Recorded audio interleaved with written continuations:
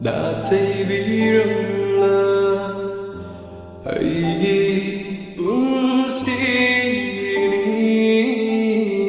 Himay karava mapog ase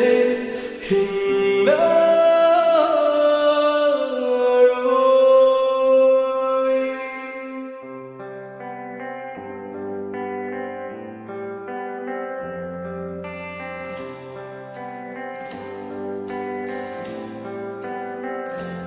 Mãi cây khăn rơi ý bạc gì đâu bóng chung yên lòng biết thiếu bóng ở phần bờ ta đây mãi cây khăn rơi ý bạc gì đâu bóng chung yên lòng biết thiếu bóng ở phần bờ ta đây cái gì khi vừa đến ôm chưa đâu khổ ra